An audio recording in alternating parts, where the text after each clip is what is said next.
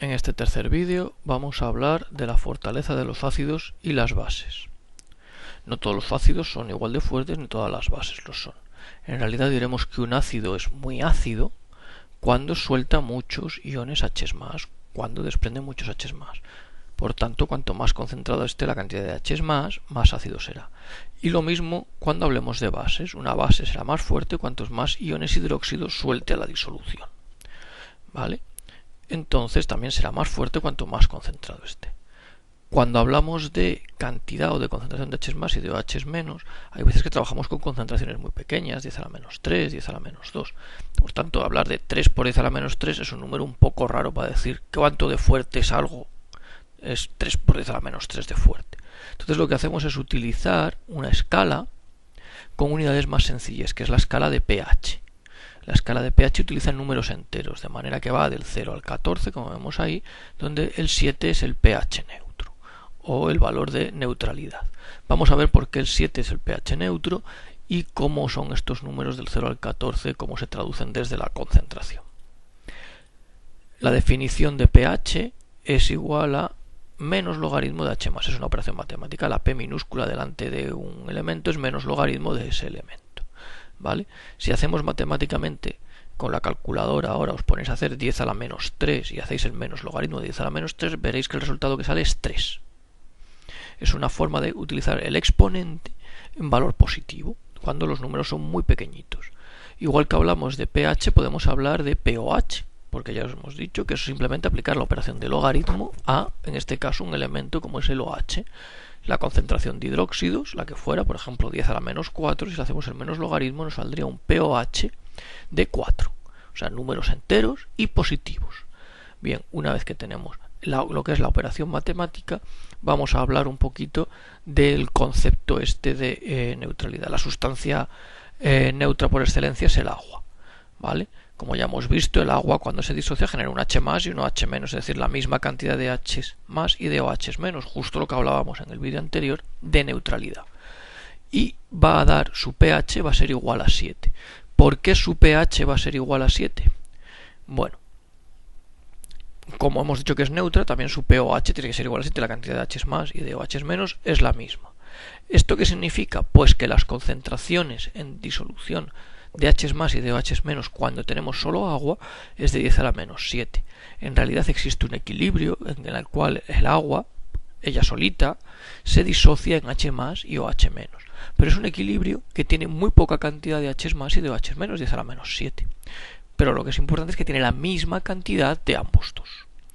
¿De acuerdo? Como es un equilibrio, podemos hablar de la constante de equilibrio.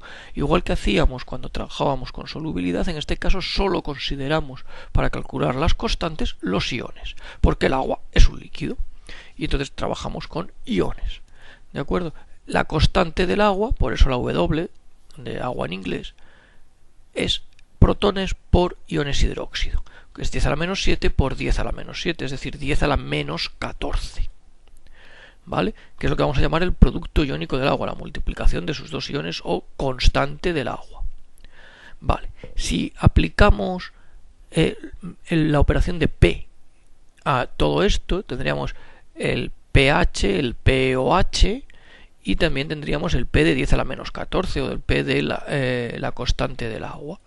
Aplicando esto nos quedaría 10 a la menos 14 serían 14 y luego quedaría pH más pOH. Aplicando propiedades de los logaritmos, la multiplicación de dos elementos cuando tomamos logaritmos se vuelven en suma.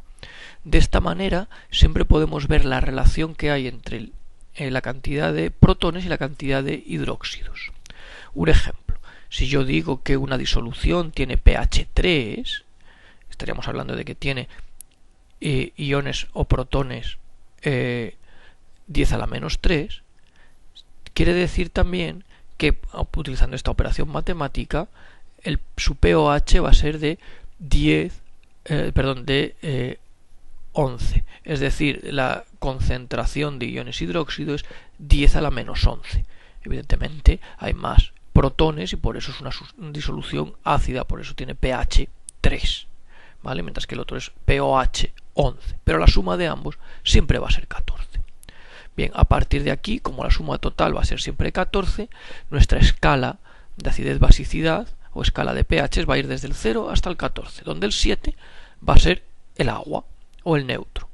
De manera que de 7 a 0 tenemos sustancias ácidas y de 7 a 14 sustancias básicas o alcalinas. Ahí tenéis en el ejemplo que antes poníamos pues varias sustancias típicas, ¿no?, de pHs diferentes. Bien, una vez que tenemos el concepto de pH y pOH y la relación que existe a través de el agua, de ese 14 es igual a pH más pOH, que es lo que en realidad nos tenemos que quedar en la cabeza, vamos a ver cómo se calcula matemáticamente el pH de una disolución. Vamos a distinguir dos tipos de ácidos o bases, los ácidos o bases fuertes y los ácidos o bases débiles. Vamos a empezar por los fuertes. Fuertes, evidentemente, se refiere a ácidos o bases que queman mucho, que son muy fuertes, como por ejemplo el ácido clorhídrico, el sulfúrico, que son pues famosos o que siempre han tenido fama de ácidos corrosivos. ¿Qué es lo que nosotros vamos a entender como fuerte? Aquel que su equilibrio está completamente desplazado hacia los productos, es decir, el ácido clorhídrico, por ejemplo, ácido fuerte, lo que va a ocurrir es que está tan desplazado que la concentración inicial de ácido clorhídrico es la que vamos a tener al final de iones cloruro y de H+.